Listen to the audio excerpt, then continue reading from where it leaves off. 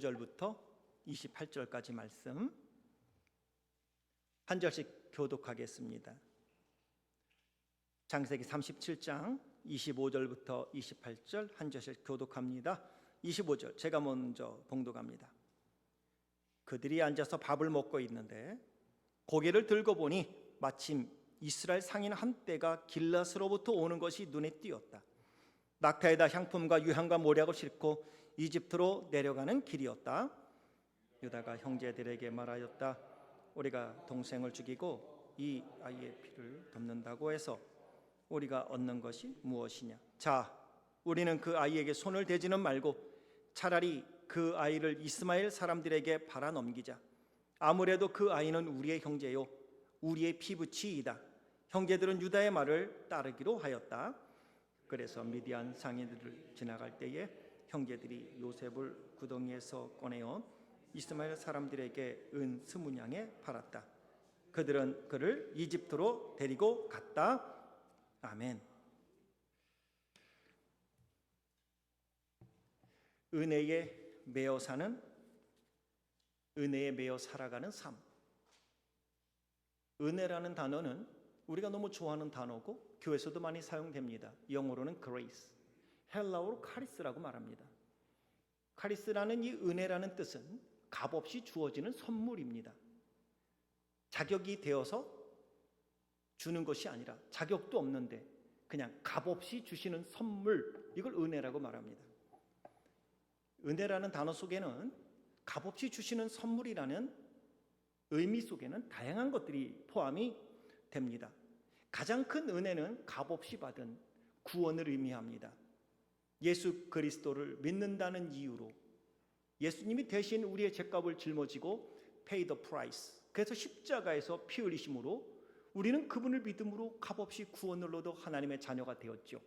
이것이 가장 큰 은혜이고 은혜의 출발점이고 신앙의 출발점입니다. 이 은혜 안에는 구원뿐 아니라 다양하게 우리가 살아가고 신앙생활하는 삶 속에 나타나는 의미가 있습니다. 하나님께서 우리에게 감동을 주셔요. 그게 은혜입니다. 하나님 은혜를 주십시오 라고 말할 때 그냥 깨달아지는 것, 이것을 은혜라고 말합니다. 은혜를 주십시오. 이 은혜에는 내 마음속에 생기는 소원, 내 마음속에서 생기는 서원, 주 앞에 드리고자 하는 마음이 포함되어 있습니다. 은혜라는 단어 속에는 이길 수 있는 힘, 인내할 수 있는 용기, 손 내밀 수 있는 담대함, 용서할 수 있는 긍휼함, 믿음으로 결단할 수 있는 결단력, 이 모든 것들을 우리는 은혜라고 할 수 있습니다. 이 은혜 속에는 하나님이 값없이 우리 안에 주시는 감동과 깨달음이 있는데, 이 은혜라는 단어를 다른 표현으로 빌립보서 2장 12절 하반절부터 14절에는 사도 바울은 이런 단어를 쓰고 있으니 항상 복종하여 두렵고 떨림으로 너희 구원을 이루라. 한글 성경에는 없는데, 왜냐하면 너희 안에서 행하시는 이는 하나님이시니 자기의 기쁘신 뜻을 위하여 너희로 소원을 두고 행하게 하시나니 모든 일을 원망과 시비가 없이 하라. 원망이라는 말은 불평과 투덜거림을 의미하고 시비라는 말은 분쟁과 말다툼을 의미합니다. 하나님은 하나님이 기뻐하시는 뭔가 우리를 통하여 이루기를 원하는 소원을 우리 마음에 주시고 우리가 그것을 소원으로 품고 살아가게 하신다. 사도 바울은 이것을, 이 소원, 사도 바울이 말하는 이 하나님이 자기의 기쁘신 뜻을 위하여 우리에게 소원을 주셨다. 이 소원이 바로 은혜입니다. 내가 품고 싶어서 품는 게 아니라 말씀을 듣는데 감동이 오고 나 그렇게 해봐야 되겠어. 이게 바로 은혜고 우리에게 그런 소원을 주었다는 것이죠. 하나님이 소원을 주신 것은 각각 우리가 살아가는 삶의 모습은 다르지만 우리를 통해 하고자 하시는 바가 있다는 것이죠. 그것을 하나님이 우리에게 소원으로 주신다, 이런 표현입니다. 이 은혜를 사도 바울은 소원이라고 말했다면 사도 요한은 요한계시록 2장에서 에베소 교회에 편지를 하면서 그들에게 이렇게 말합니다. 부활하신 주님이 말씀하는 것을 전달하면서 너희가 첫사랑을 잃었구나. 이 첫사랑이 은혜입니다. 하나님이 저들을 만나 주셨을 때의 그 감동이죠. 이것이 하나님께서 주시는 은혜입니다. 성도는 이 은혜에 매여 살아갈 때에 행복이고 즐거움이 있습니다. 신앙생활은 이 은혜를 잃어버리지 아니하고 이 은혜를 잘 키워가는 것, 이게 신앙생활이고, 이 은혜가 점점점 성장해 갈 때에 우리는 그 성장을 일컬어 성숙됐다라고 말하는 거예요. 성화되어 간다라고 말하는 거예요. 은혜가 한번 주어졌을 때 그 은혜를 붙잡고 그 은혜를 헛되이 받지 말라 성경에 말씀했듯 그 말씀을 붙잡고 은혜 안에서 계속 살아가는 것. 그래서 사도 요한은 이 은혜를 에베소 교회 성도들에게 말하면서 첫사랑이다 그랬습니다. 그런데 하나님이 우리에게 은혜로 주신 것들, 사도 바울의 말대로 소원을 주셨는데 우리가 이 소원을 붙잡고 살아가다가 자꾸 무너질 때가 있어요. 이거를 그린 용두삼이다 이런 표현을 씁니다. 머리는 용인데 꼬리는 뱀이라는 거죠. 첫 시장은 열정적으로 하나님 은혜 주시네 감사합니다. 그 십자가 붙잡고 살아가겠습니다. 나의 결단 붙잡고 살아가겠습니다. 어떠한 상황이 와도 어떠한 일이 닥쳐도 나 그렇게 살게요. 그러다가 이런저런 일을 겪어요. 그러고 나면 나도 모르게 있는 둥 없는 둥, 언젠가는 뜨거워졌지만 모양만 남아있고 식어지는 거죠. 그렇게 은혜가 식어졌을 때의 특징은요, 지적인 은혜만 남아요. 지적인 은혜만 남은 사람의 특징은 말이 많아요. 순종 대신에 말이 많아요. 혹시나 내 입에서 내 삶의 은혜가 떨어지면 그 입술을 통해 자꾸 불평이 나와요. 왜? 내 안에 거주하시는 성령님께서 탄식함이죠. 이렇게 용두사미가 된다는 거죠. 자꾸 이런저런 환경과 상황과 사람에게 휘둘립니다. 그냥 넘어갈 수 있는데도 안 돼요. 이 코로나19가 지금 우리를 그렇게 만들고 있습니다. 우리 미국뿐만 아니라 한국은 더 심하잖아요. 더 심한데도 교회마다 마스크 철저히 쓰고 방역 철저히 하면서 모이라고 하는 20% 안에 들어가려고 얼마나 열심을 내는지 몰라요. 근데 그런 교회는 지금 다 서바이브 하고 있고요. 디클라인 하지 않아요. 그 교회는 지금도 여전히 살아있음을 볼 수 있습니다.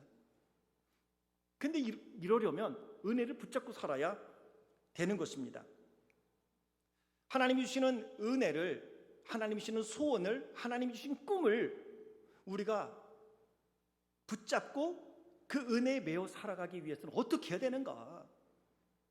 오늘 본문에 나오는 요셉이 우리에게 그걸 보여주고 있습니다. 요셉의 큰 틀에서 오늘 본문의 배경은 이런 거죠. 요셉이 두 가지 꿈을 꾸게 됩니다.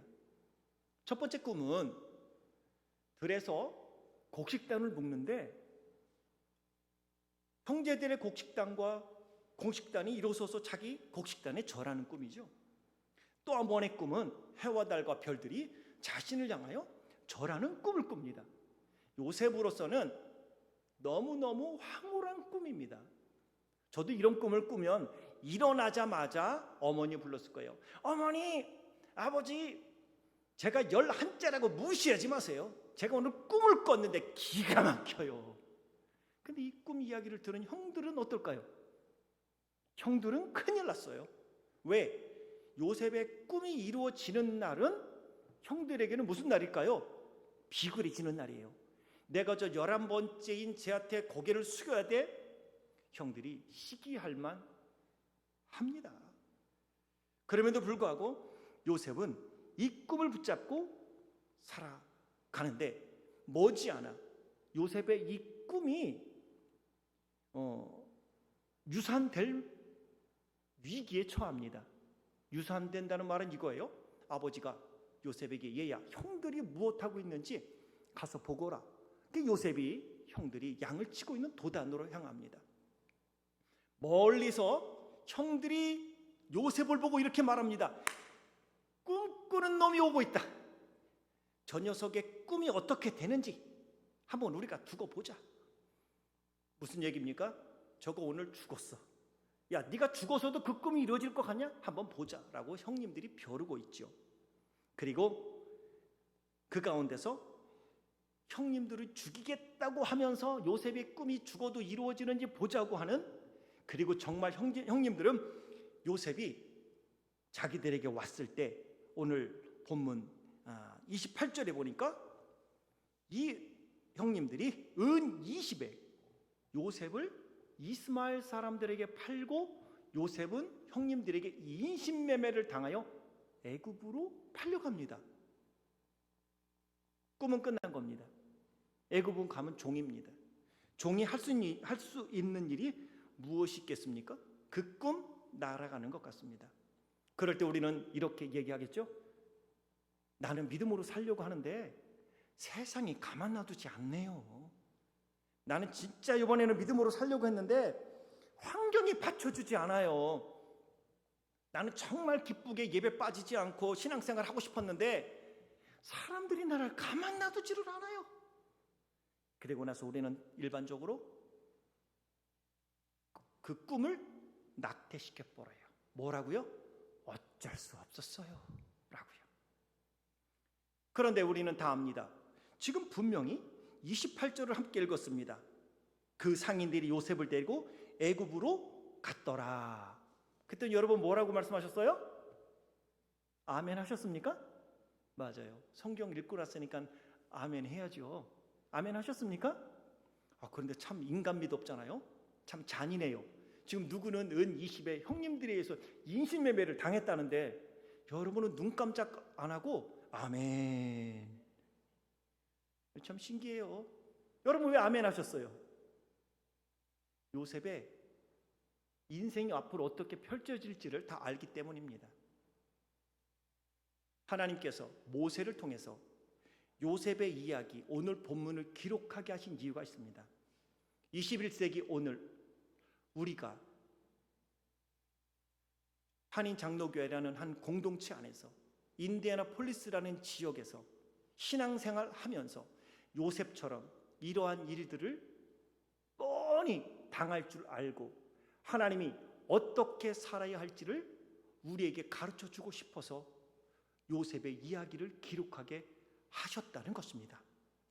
그리고 요셉이 그의 꿈대로 17살의 꿈을 꿨는데 13년이 지난 그의 나이 30세에 애굽의 총리가 됩니다. 우리는 하나님이 어떻게 요셉의 꿈을 13년 동안 요셉과 함께 일하여 이루게 하셨는지를 알기 때문에 우리는 뭐 했다고요? 아멘 했습니다. 오늘 여러분의 삶이 어떠한 모습인지 어떠한 형편에 처했는지는 몰라도 오늘 나의 삶 가운데 하나님이 함께 하시고 그분이 일하신다고 믿는다면 오늘 환경이 어떻든지 간에 형편이 어떻든지 간에 지금 내 마음이 어떻든지 간에 우리는 지금 무엇을 해야 된다고요? 아멘. 아멘 하실 수 있겠습니까? 아멘. 그 아멘이라는 것은 하나님이 여기까지 인도하셨으니 앞으로도 합력하여 선을 이루실 줄 믿습니다. 그 믿음대로 되는 거예요. 저는 하나 분명한 게 있어요. 성경에 기록된 대로 저는 믿습니다. 그리고 성경에 기록된 대로 이루어지리라고 저는 믿습니다. 여러분들 믿습니까? 그게 믿음이에요. 여기서만 아멘하지 마시고 문 열고 나가면서 하나님 나 오늘 아멘한 거 그대로 이루어질 줄 믿습니다 하고 찬송하며 나아가는 것입니다. 그러면 삶의 현장에서 일하세요. 여기서만 아멘하면 여기서만 하나님이 역사하세요. 그래서 교회 안에서는 기뻐요. 확신도 생겨요. 근데 문 열고 나가면서 에이 목사님이 아멘 하게끔 유도했으니까 아멘 했지 이렇게 말씀하는 분은 삶의 현장 속에서 아무 일도 일어나지 않습니다. 왜? 그 믿음대로 역사하는 거니까. 그래서 삶을 통해서 하나님의 일하심을 경험하기 원한다면 성경에 기록된 말씀처럼 하나님은 그대로 일하실 것이고 그대로 이루어질 줄 믿는 믿음으로 살아야 하는 것입니다. 자, 요셉의 삶을 통해서 하나님은 우리에게 오늘 아멘한 우리에게 교훈을 주고 있으니, 요셉을 통해서 우리가 받아야 될 첫 번째 교훈은 우리의 꿈, 우리의 소원이 누구로부터 왔는지 분명히 인지하며 살아야 한다는 것입니다. 자, 요셉을 보세요. 요셉이 힘들고 어려움 속에서도 그가 포기하지 않을 수 있었던 것은 이 꿈은 하나님께로부터 왔다고 믿었기 때문입니다. 여러분에게는 그러한 일들이 있었습니까? 나 정말 이번에 이렇게 살 거예요. 소원은 해보셨습니까? 아니면 결단은 해보셨습니까? 아니면 입술로 고백은 해보셨습니까? 아니면 여러분이 갖는 목장 안에서 저는 이러한 깨달음이 있었는데 나 이렇게 살기로 했어요. 아니면 태평양을 건너오면서 신앙이 있던 분이라면 하나님, 두렵고 떨림으로 태평양을 건너가지만 낯선 미국 땅에서 때로는 공부를 통해, 때로는 이민을 통해 이러저러 친구 따라 왔을지는 몰라도 오면서 마음에 나 하나님 가면 이렇게 살 거예요. 힘들고 어려울 때 하나님 한 번만 도와주세요. 나 그러면 이제는 정말 믿음으로 살게요. 자녀들이 아프고 어려울 때에 하나님 우리 자녀 한 번만 붙잡아 주세요. 그러면 나 이제 이렇게 좀 살게요. 어찌 보면 그 소원이, 그러한 기도 제목들이 내 스스로가 가진 것처럼 여러분 생각하기 때문에 잊어버리고 사는 거예요. 아세요? 그런데 그건 하나님이 주신 마음이에요. 네가 그렇게 살면 나도 그렇게 내 믿음에 따라 일하겠다고. 힘들고 어려울 때는 주의 이름을 부르지만 그 일이 끝나고 나서는 종종 잊어버리는 게 우리의 인생이죠. 그러기에 오늘 요셉을 보면서 오늘 내가 가졌던 그 꿈들을 다시 불러 일으켜야 합니다. 하나님이 주셨던 은혜가 유산됐다면 다시 잉태해야 합니다. 제가 아는 집사님은요, 자녀를 그렇게 갖고 싶어 했어요. 누구는 옷깃만 스쳐도 임신했다는데, 제가 아는 집사님은요, 자녀를 낳고 싶은데 7번이나 자녀를 유산했어요. 자연유산. 정말 힘들더라고요.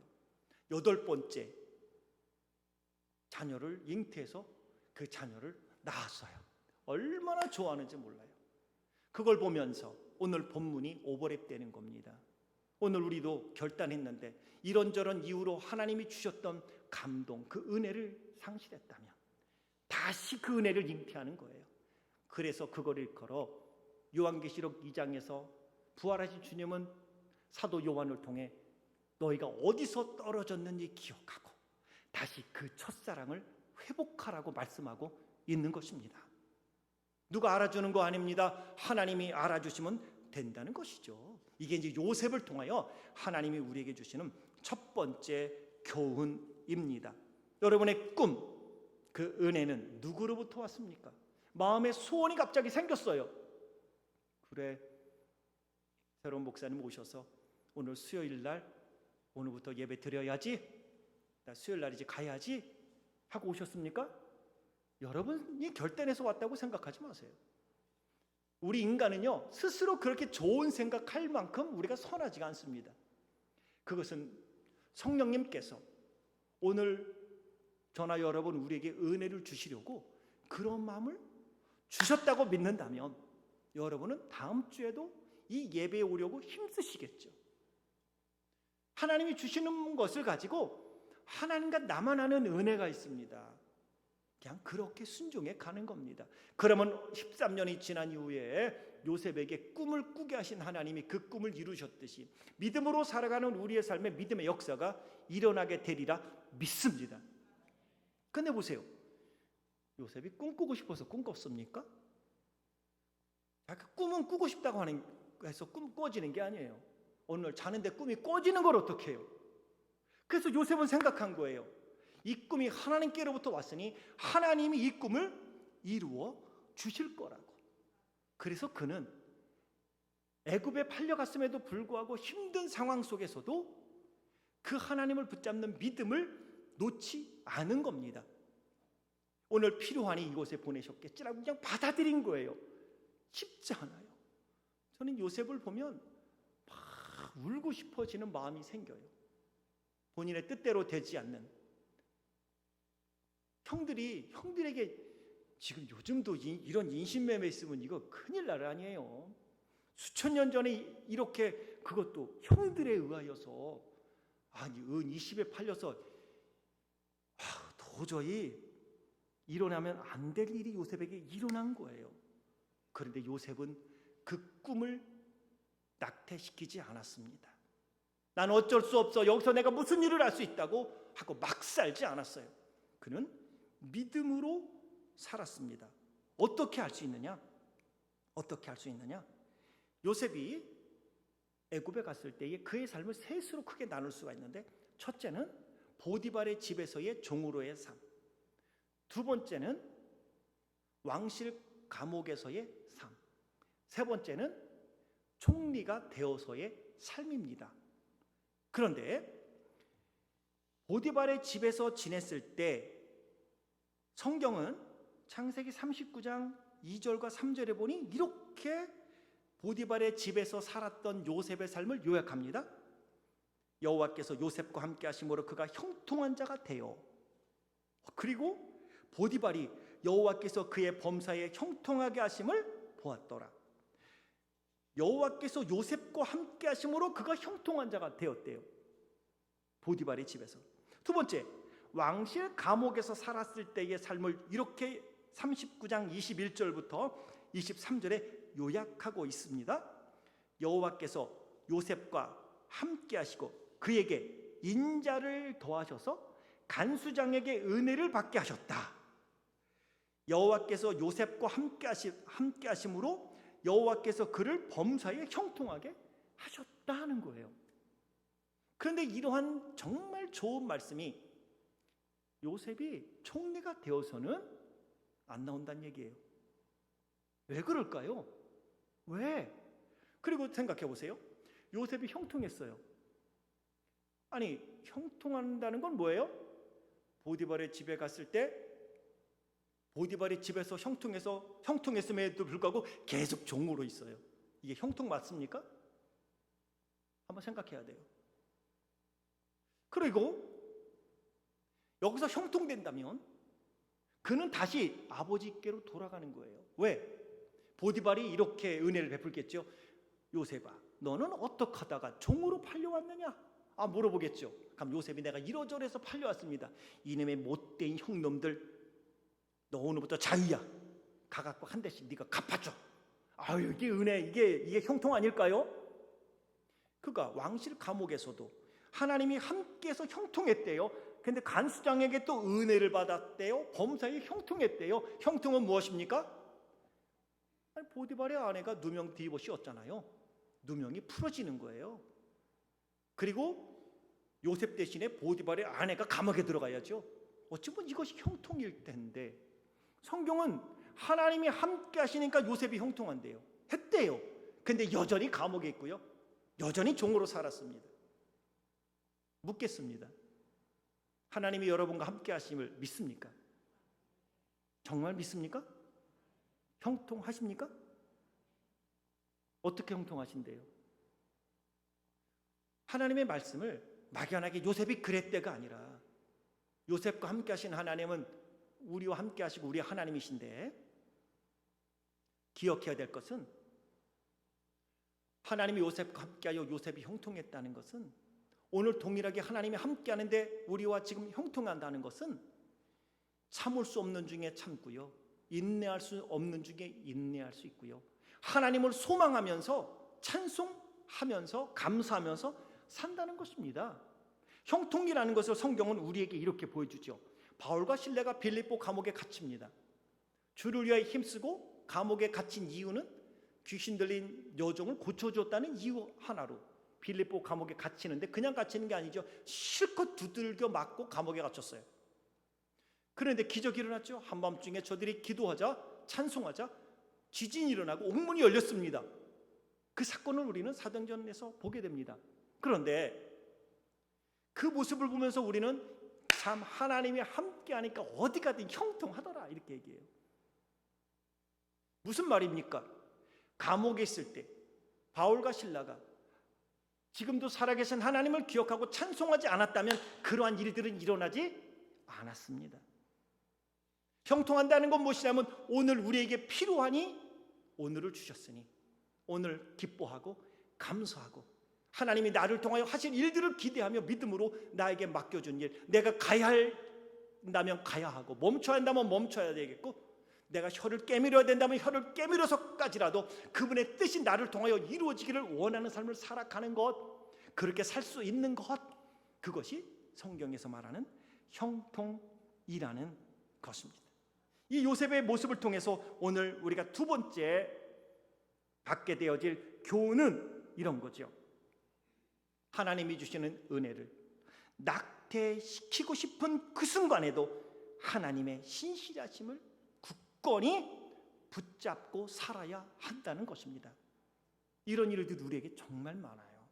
이민자의 삶이 얼마나 힘듭니까? 저도 이민자로 25년을 살아봐서 알아요.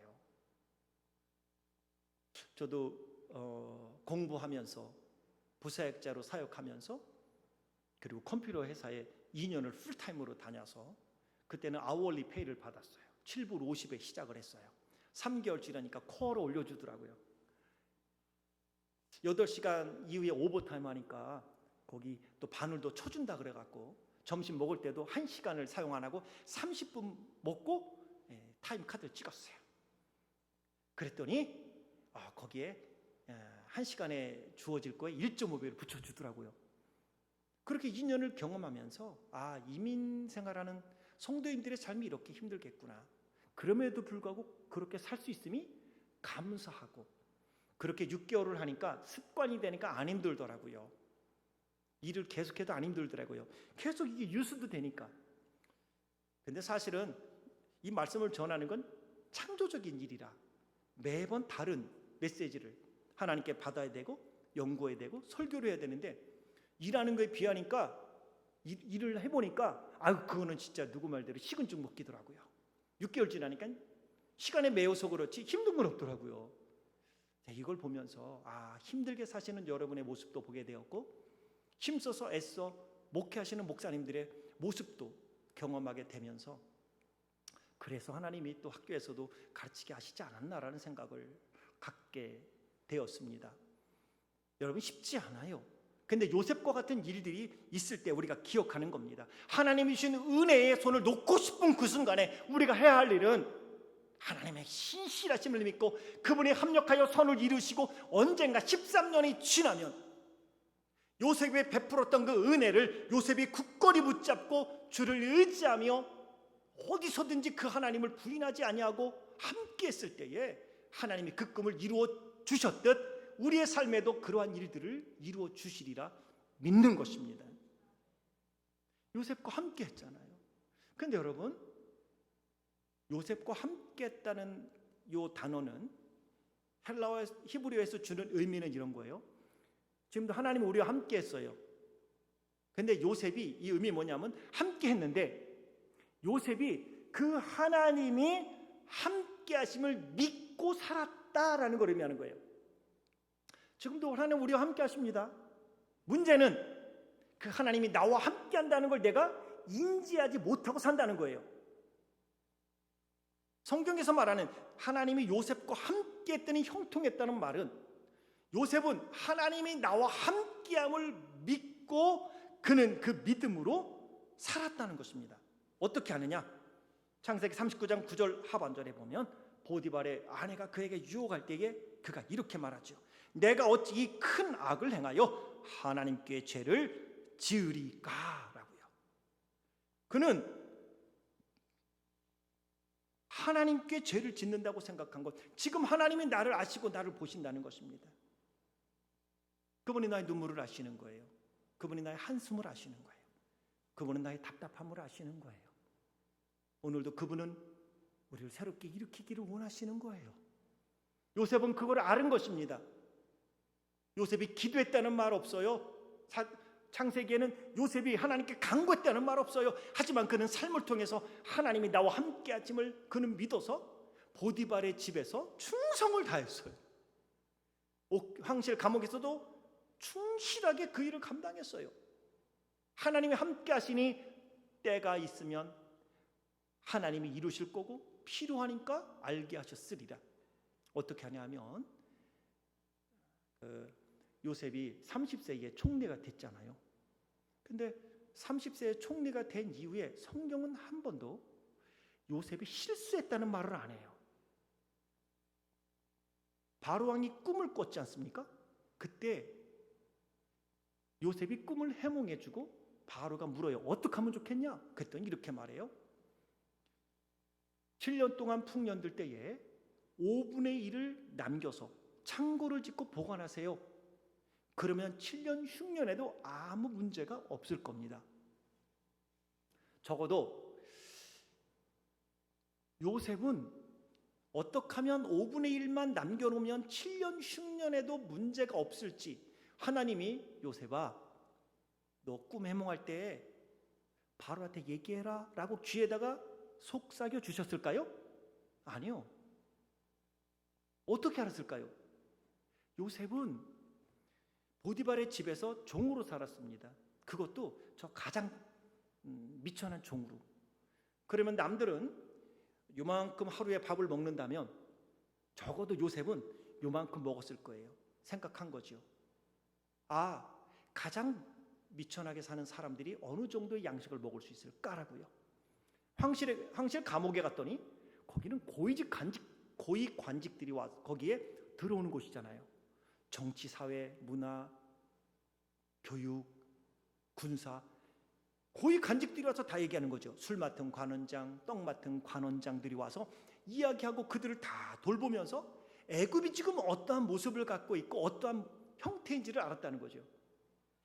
결국 어찌 보면 요셉은 애굽에서 고난의 시간을 보내는 것 같고 그가 보디발의 집에서 황실 감옥에서 그냥 썩은 시간을 썩히는 것 같이 우리 눈에는 보일지 모릅니다. 그의 꿈, 그의 소명, 그의 비전 이게 없어지는 것처럼 보이지만 그 고난 속에서 하나님은 그의 꿈을 키워가셨고 때가 되면 이루어 주셨다는 것입니다. 오늘도 하나님은 그렇게 지금 일하고 계세요. 적어도 우리는 하나님의 은혜를 놓치면 안 돼요. 그 은혜는 하나님이 주셨었어요. 그래서 우리는 태평양을 건너와 이곳에서 꿈을 키웠어요. 그 하나님이 주신 거 있잖아요. 저는 그 마음을 지금도 잊지 않으려고 노력해요. 왜? 이번에도 한국에 다녀오니까 제가 처음 하와이로 유학을 올 때 이민 가방 6개 갖고 왔거든요. 하와이에서 공부하러 텍사스로 이주할 때도 그때도 6개 들고 갔어요. 제 거 2개, 아내 거 2개, 큰 녀석 거 2개. 그런데 오클라호마에서 목회하러 갈 때 보니까 6월 큰 차를 하나 빌려서 갔어요. 오클라호마에서 한국에 가려고 봤더니 이민 가방 6개 갖고는 안 되겠더라고요. 그래서 가능하면 다 나눠드리고 꼭 필요한 것만 갖고 한국에 갔어요. 얼마 안 된다 생각하고 한 4년을 살았는데 다시 오려고 보니까 이민 가방 6개 갖고는 안 되겠더라고요. 그럼에도 불구하고 내가 그때만큼 행복한가? 내가 처음 유학길에 오르면서 태평양을 건너오면서 하나님께 받았던 은혜, 그분이 주셨던 꿈, 소원 붙잡고 내가 예수 그리스도의 십자가의 은혜를 처음 경험했을 때만큼 내가 생각해 보면 훨씬 많은 걸 가졌지만 훨씬 많은 감사를 놓치고 훨씬 많은 걸 하나님께 받았지만 훨씬 많은 욕심을 부리지는 않냐는 것이죠. 오늘 우리는 다시 한번 그 은혜를 회복해야 하리라 믿습니다.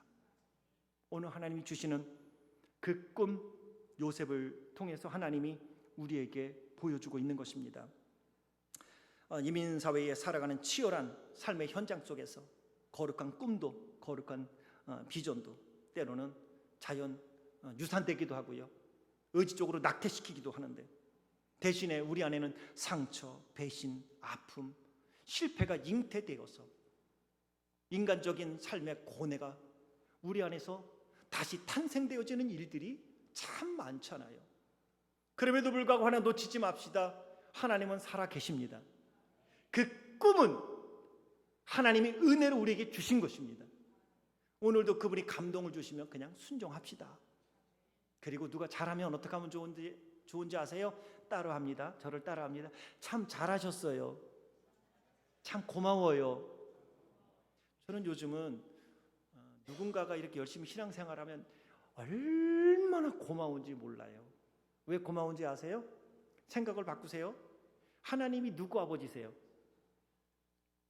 우리 아버지죠. 근데 저는 하나님은 제 아버지예요. 그런데 여러분이 열심히 신앙생활하면 누가 기뻐하실까요? 하나님 아버지가 기뻐하시겠죠? 그러면 그 하나님 아버지가 기뻐하시는 거는 누구 아버지예요? 제 아버지예요. 그러니까 여러분이 열심히 하시는 건 누구를 위해서 열심히 하는 거예요? 저를 위해 사는 거예요. 우리 아버지, 저희 아버지 행복하시라고. 그러니까 옆에서 오늘 열심히 찬양하는 모습, 예배 전에 미리 와서 준비하는 방송팀, 미리미리 굳은 일 마다하지 않고 이름 없이 빚도 없이 섬기는 이들을 보면 요즘은 정말 눈물 나도록 감사해요. 코로나19 가운데 이렇게 섬긴다는 거 보통 이거 어려운 일 아니에요. 그럼에도 그 믿음으로 살아가는 모습을 보면 저희 아버지 하나님께서 얼마나 행복하실까 그렇게 생각하면요, 그런 분들에게 너무 감사하고요. 너무 감사하고요. 할 수 있다면 넙죽 엎드려 절도 해주고 싶어요. 고맙다고. 그러니 누군가 애쓰고 수고하면 한마디 하는 거예요. 따로합니다. 수고하셨습니다. 고맙습니다. 힘들어하고 아파하는 이들을 향해서 우리는 한마디 해줘야 돼요. 많이 힘들었죠? 한번 합시다. 많이 힘들었죠? 제가 해줄 게 없어서 미안해요. 이렇게 하고 가는 거예요. 왜? 하나님이 계시니까. 가지 않는 길도 표지판이 세워지면 길이 된다는 말이 있습니다. 하나님은 누가 갔던 길로 우리를 이끌지 않고 나는 나대로 너는 너대로 우리는 우리 각자가 살아가야 될 삶의 길을 하나님이 비전을 통하여 은혜를 통하여 꿈을 통하여 제시해 주시고 우리는 각자 자기의 길을 살아가는 것입니다. 요셉은요 분명히 알았습니다. 누군가가 내 인생을 대신 살아주지 않아. 내가 환경을 탓하고 사람을 탓한다 할지라도 아무도 내 인생을 책임져 주지 않아. 아무도 나의 꿈을 이루어주지 않아. 내 꿈을 이루어 주실 분은 하나님이야. 그 믿음 하나 갖고 살아갔다는 것이죠.